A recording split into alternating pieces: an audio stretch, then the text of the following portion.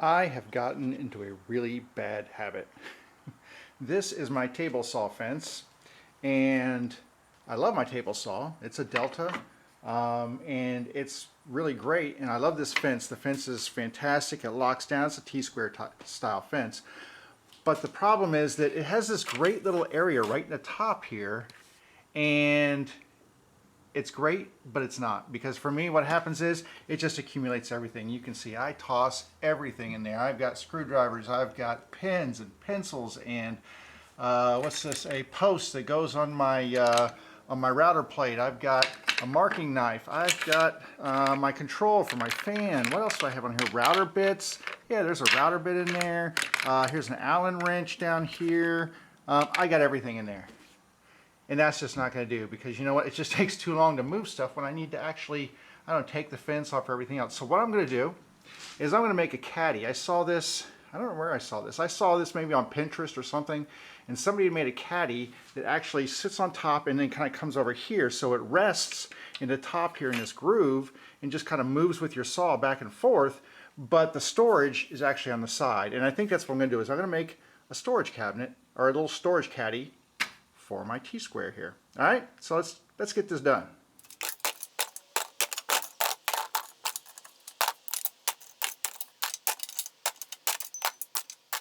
Wow, that is a lot of stuff. Okay, so the first thing I need to do is figure out how wide this little gap is in between here, and it looks like it's 2, but it's actually just like maybe a 30-second inside of that. So maybe, I don't know, 30 seconds, 1 and 30 seconds. I'll probably go a little less than that. I think I've got 16ths on here, so I think 15 sixteenths, 1 and 15 sixteenths for the width here. And that'll allow it to actually move a little bit but still stay fairly snug. The next distance I need is how wide it is over here, and once again we're looking at maybe well, I'm going to use the, well, no, got it right on the side there, and we're looking at 3/4, I think. So let's get this written down here. So we're looking at 1 and 15 sixteenths, and then to go across this way, and then to span this side we need 3/4. Okay, so that'll take it from the trough side right here, and then that's the edge of the trough right there. All right, the next thing I need to figure out is, well, let's see, how deep is it here, because I want it to ride inside that tray. So for that, you know what, let's do this a different way. Let's take this, bottom it out like that, and see what we got. All right, we're looking at just a hair under a 1/2 inch. So it's a 1/2 inch deep here. So from here down is 1/2. So there we go. So it's a 1/2 inch down right here. It's going to go, the depth of this right here is 1/2 inch that way. All right, so we've got 1 and 15 sixteenths by a 1/2 inch thick by 3/4 inches wide to come over the top. So probably what I'll do is, to do this part, I'm just going to take one board that spans across this way and goes, it'll be flat and long, and it'll be, I don't know, doesn't matter how thick it is. But then what I'll do on the bottom of it is I'll have something in between here that goes, another piece underneath that'll ride in that trough. Okay, so there'll be a piece underneath the trough, and that will be 1/2 inch right here. This will be 1/2 inch thick, and it will be 1 15 sixteenths wide. So it'll sit inside the trough. So it'll run this way inside, right? And then it will sit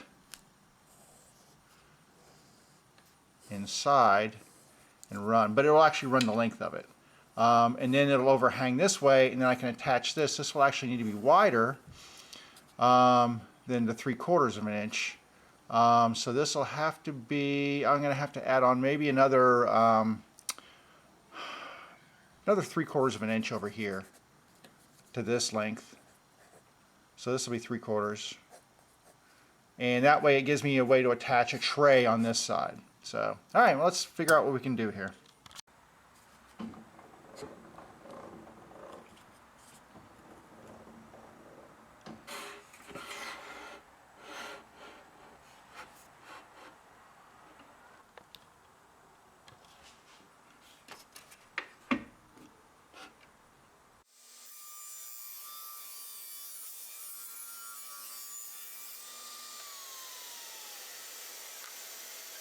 All right, let's see, this should fit perfectly.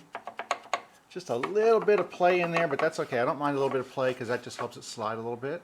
But that's perfect. All right, so now I need to figure out a board to come across here and how much I want to actually overhang, and then make a box. So maybe what I'll do is, I think I'm going to make my tray first, and then I will make the side come over this way. So let me make the tray first. I think that's the way to go. I know how long I want the tray now because I'll use this piece right here for the tray. So let me make the tray, and then what I will do is attach the tray with a board coming across here, and then that will basically take care of that. All right, let's get going.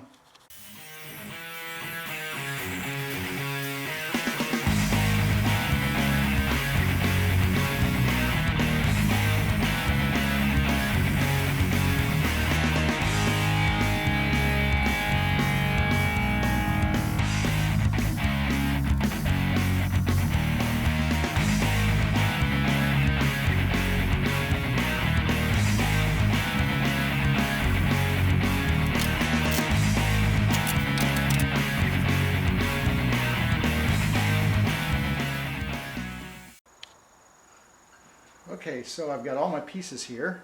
So what I did was, let's see, here's the piece that goes inside the fence here. And then I've got a, let me slide this over. Alright, so here's the T-square right here. Then I've got a box that I made. So 3/16 inch thick right here on the bottom. And then I just basically made a couple of little dado cuts here. And then, so this is the same length, so I'll go on there. I've got a couple of sides that I'm going to put on here and here. And then I've got another piece that actually spans the cross, the base here and here, and then it will slide. So all I have to do now is glue it up and put some pin nails in it, and we're good to go.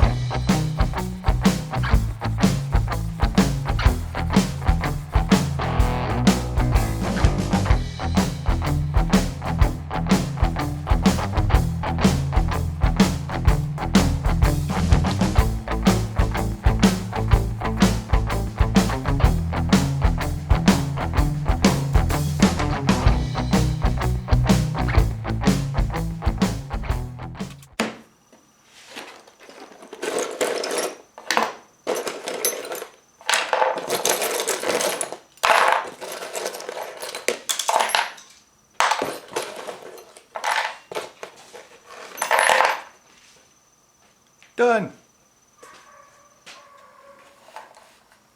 All right. And the last thing is to put it on this side. Well, I like the fact that I can pick it up already.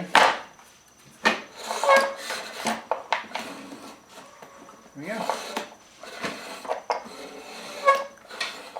Stays with the fence, moves up here, and most importantly, pick it up, move it out of the way when I don't need it. There you go, little project done.